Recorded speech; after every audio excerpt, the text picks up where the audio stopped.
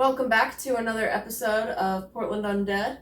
This is episode 3, and tonight our featured guest is Mr. Chad Cheshire.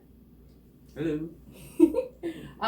So I met Chad at one of our episode 1 guests, John Litster. He had a house party, and that's where I met you. Yeah, I think probably one of the ones I was DJing, right? I believe. I don't remember. I was drunk. There are several of them. I mean, that's the house party for you. But I know I've done DJ shows at several of his parties. So yeah. So how did you get into the goth scene? Well, I guess in the 90s, I grew up in the 90s, and I listened to some of the music, the more mainstream stuff, like Nine Inch Nails, Cam FDM, that sort of stuff. I knew of some of the music in the scene, but I didn't really get heavily involved into it until I was, I'm from Texas, and a few days after I turned 21, friend took me to a goth club in Austin called Elysium, which is still around, and I've heard of that. If you're ever going to Austin, you definitely need to make a trip there because it's an amazing place. The owner, John Wickham, is an amazing person that has done a lot for the scene in general. Yeah. So definitely make that on your list if you ever visit Austin to go there. But anyway, so I went there and I immediately fell in love with the aesthetic and the people. And so I kept on going back, and that's when I started to really get introduced into the music and the genres. And then I eventually joined a noise band for about 10 years called Destroyed for Comfort, and that got me even more into the scene. Yeah. And yeah, that's basically where I came from. Nice. It's more interesting than my story. So you're a DJ, and you have performed not just in Portland, but all over the place. Where all have you performed? Well, actually, as far as DJing, I've only done it in Portland and in Austin. And when I was doing it in Austin was a long time ago, and I was using CD turntables. I wasn't using vinyl like I do now. Yeah. But I have performed in other places with different bands and stuff. So yeah. Just been a little bit of everywhere. And I've also traveled a lot, and in my travels I've gone to a lot of different places and different scenes. Well, how would you describe the different scenes compared to Portland? Well, it's kind of interesting. I guess we'll start with, there's some similarities. I think anywhere you go in the scene, and that has to do with, I think all of us are kind of awkward people who grew up not really feeling like we fit anywhere, and that's how we gravitated. That's how we ended up in this community. Yeah. That being said, it's sometimes people are awkward getting to know each other, and no matter where you're at.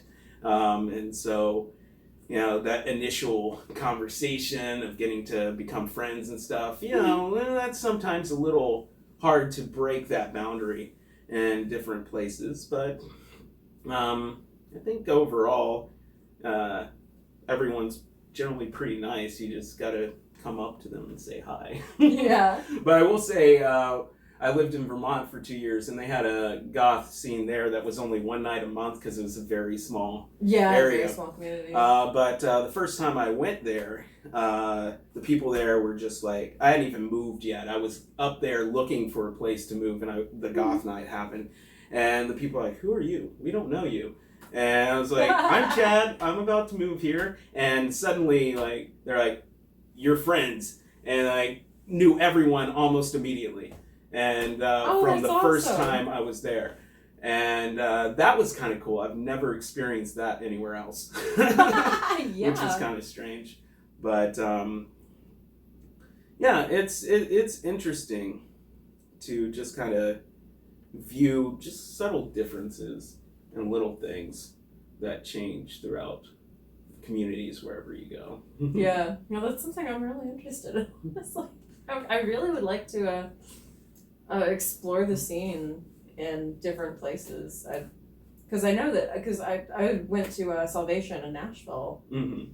Not all the time, but, you know. Yeah, we talked about that, because I went there one night. Yeah, and it was like, it was so different than it is here, you know, so. Yeah, they were very, it took a while to warm up with people there. Yeah, it's like really, not, I wouldn't say cliquish, but it's like people are just very like, to themselves. Yeah. Yeah. And again, I think that goes back to what I was talking about earlier, how, you know, kind of grew up in awkward scene phases, and that can kind of contribute to that somewhat. Yeah. But, you know, once you got to realize that someone's got to be the icebreaker, and once you break the ice, then you start to get to know people. Yeah, and also, sometimes that takes a few drinks. True facts. Oh, goodness.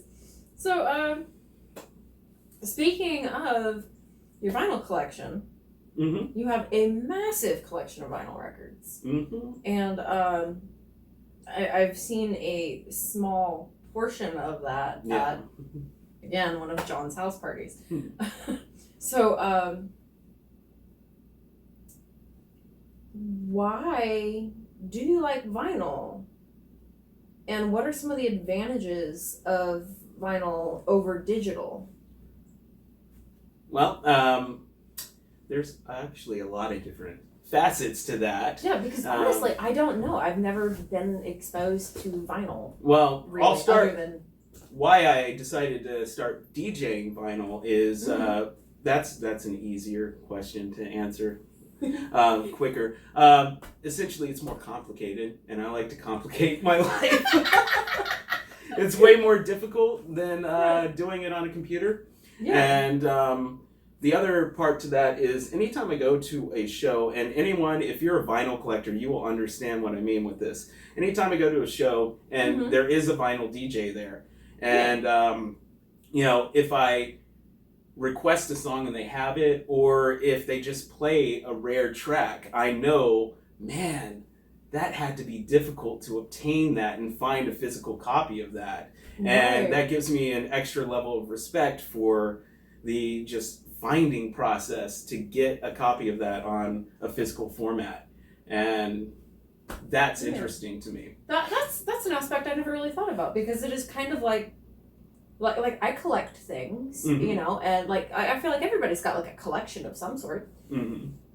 But collecting vinyl and DJing with vinyl is kind of like sharing your collection with somebody. Exactly. That's so cool. That's fun. That is so cool. I never thought about it like that. And as far as you know, why I like collecting vinyl in general, for the physical aspects of it, you know, I grew up mainly, well, I had vinyls when I was a little kid, and then cassettes, and then CDs became big. But I grew up going to the stores and spending hours digging through CDs and just being like, oh, here, I found a cool one. Or maybe I liked the cover. And that's how I first heard of Skinny Puppy, actually. I liked the cover of their album and bought the album.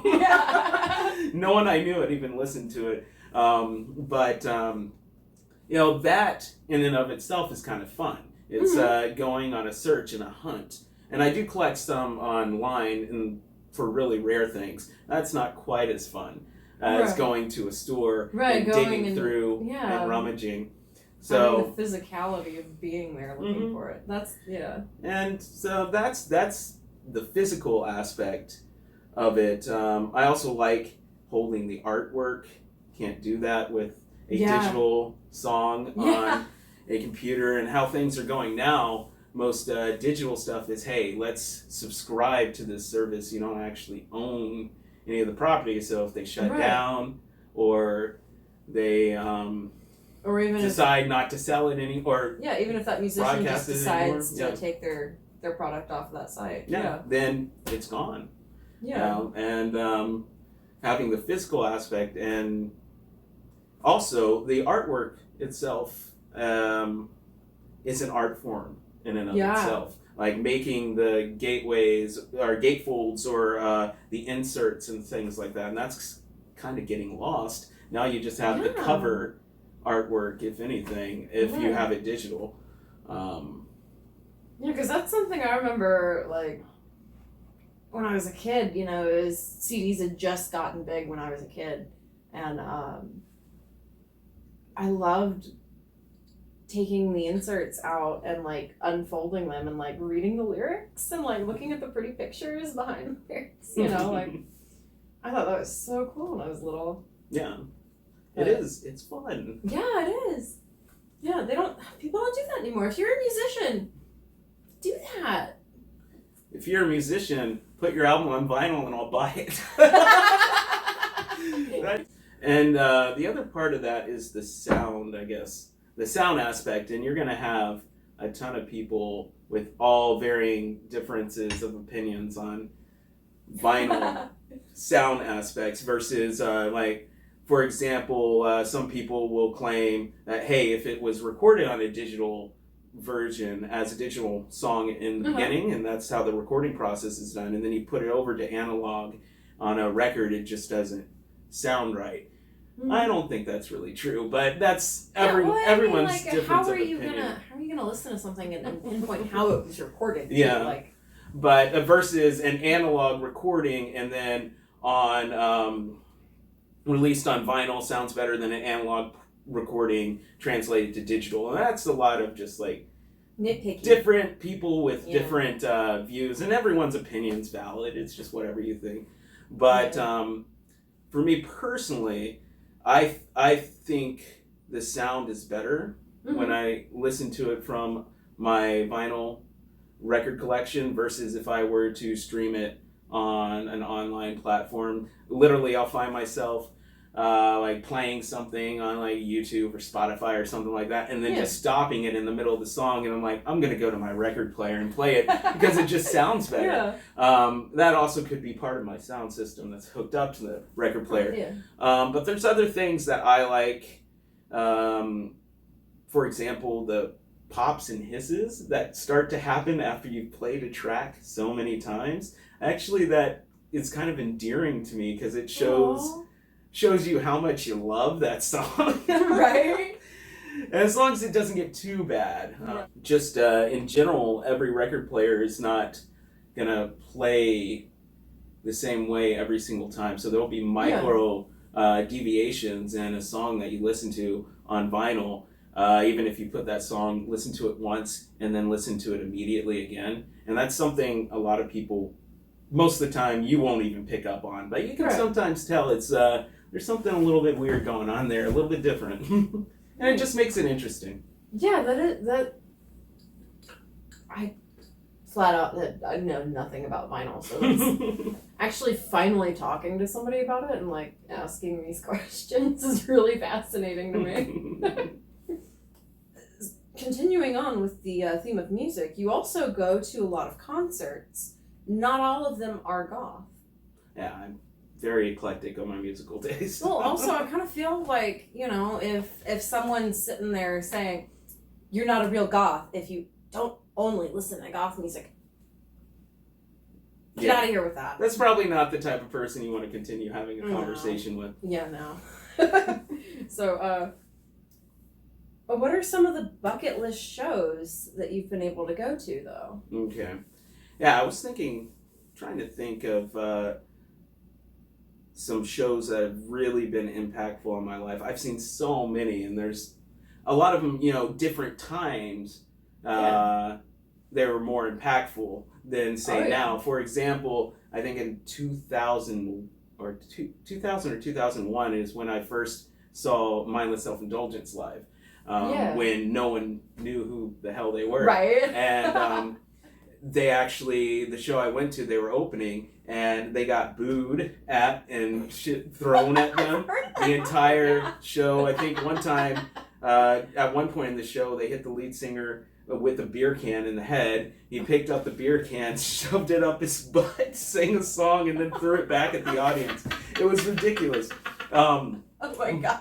But, you know, at the time, you know, that was like, oh man, this is crazy. This is insane. This is so much fun. So that one always impacts me. I've seen them a bunch of times since then, and I think, in my opinion, I'm not as big of a music fan of theirs now as I was back then. Right. But, you know, that one always sticks with me.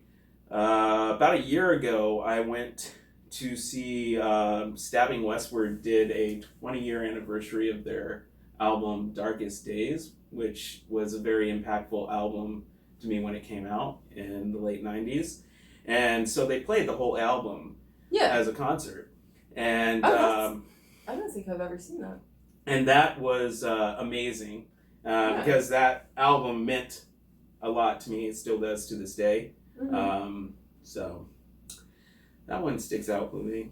And then, let's see, 2005 or 2006, somewhere like that, I was at Coachella and Daft Punk Oh, played. And I'm so jealous. You know, they never play. Yeah. And they had constructed a 50-foot laser pyramid on top of the stage. And I'm assuming it was Daft Punk because literally it's two guys in helmets. So they could have hired someone, for all I know, to be up there on the top of this pyramid playing. But that show always sticks out. As that would just be like a golden moment in my life. Seeing that.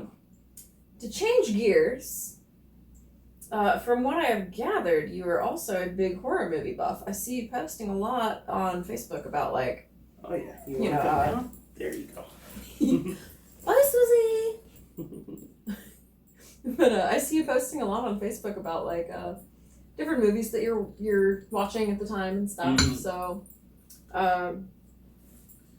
Well, it's especially the month of October right now, so it's horror movies all the time. But that's generally most of what I watch anyway. So people say that, statistically speaking, or whatever, I guess, I don't know. I've heard it said a lot that people enjoy horror because it is fun to be scared.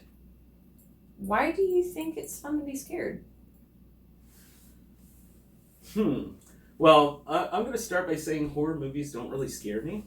Yeah, me too, really. It's very rare you're going to get a horror movie that actually freaks me out. There's only one in the last 10 years that I can think of, so. And it's just, I don't know, for some reason it doesn't affect me. But I do like to watch it because I do like the scary story idea, and I do like seeing special effects, especially if they're practical special effects. Yes. CGI, I'm like, eh. Yeah, like no, what was it? The remake of Evil Dead.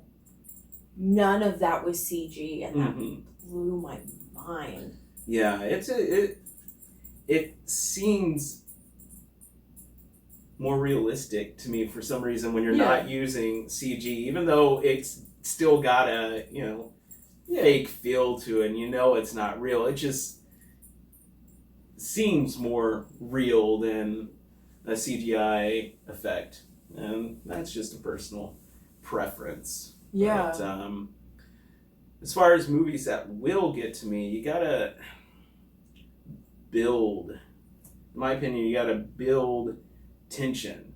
Yeah. And then on top of that, what I find to be more scary is what you don't see than what you do see, because your mind can create something more horrific than anything they can create and put on the screen for you.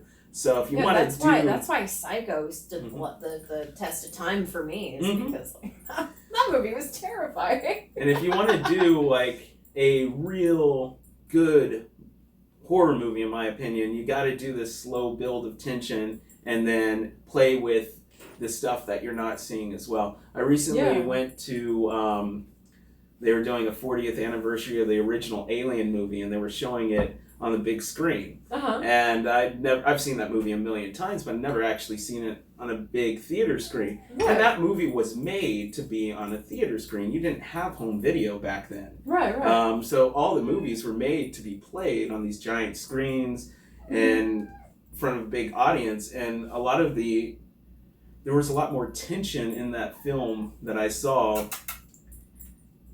in the theater than I'd ever seen just watching it at home. And I mean, it always has been tense, but it's just even more so. And that was a really neat experience to me. Yeah, I'd never thought about that either. This is really interesting. This is like one of my favorite ones so far. I say that every episode. But like, you're bringing up so many cool things that I'd never even thought about.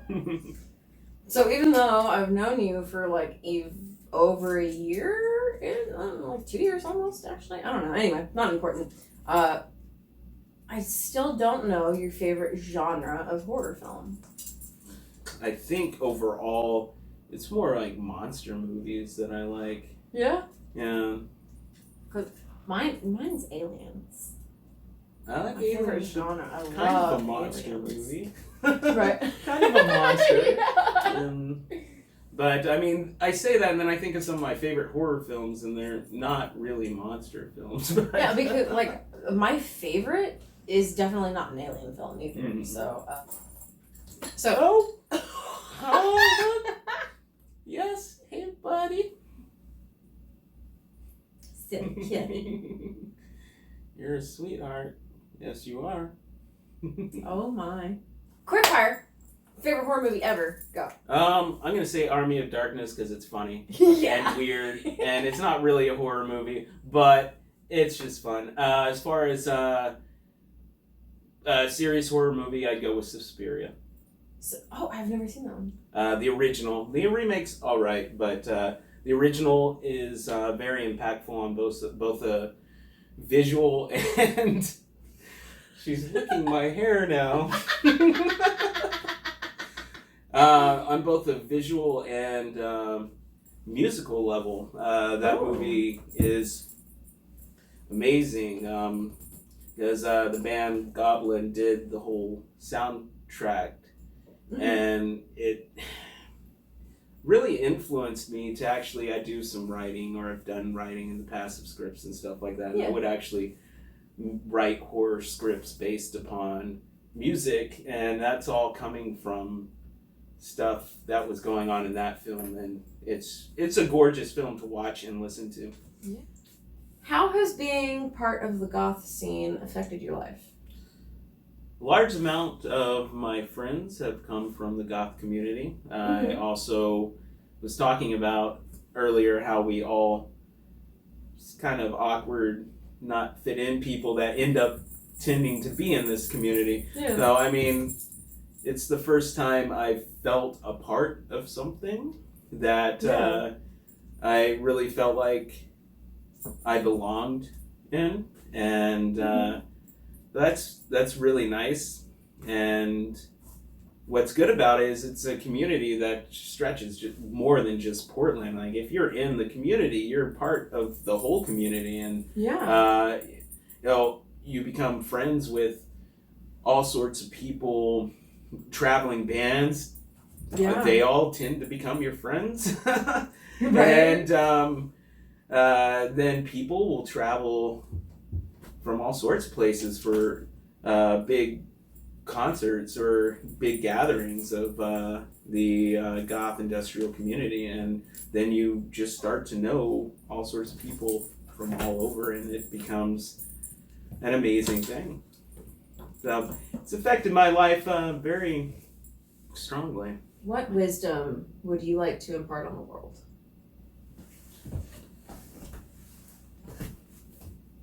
We've only got one chance at life, at least in this current form. Right. Believe what you want afterwards. I think it's very important that you sit there and you figure out what you want to do, who you want to surround yourself with, and then just go for it. I've been able to do a lot of traveling, a lot of experiences, gotten to know a lot of people, because I've always been like, hey, well, I want to do something, I'm going to figure out a way to do it, and I'm just going to go for it. Yeah. And I think if you don't do that, you end up with regrets. Yeah. And my one point of wisdom is to just really think about what you want to do and go for it, and make a plan on how to make it happen. I really like that. That resonates with me. Thank you. Well, you're welcome. Thank you for tuning in for episode 3 of Portland Undead. Again, we have the amazing Chad Cheshire with us tonight. And yes, that is my real last name. That is his real last name. Don't forget to like and subscribe because we put out a new video. Me and Susie put out a new episode every Wednesday. Don't forget to like and subscribe and hit the bell notification down below, and that way you will be notified every time we release a new video. And there goes Kitty. We will see you next week. And until then, do things and stuff because those are important.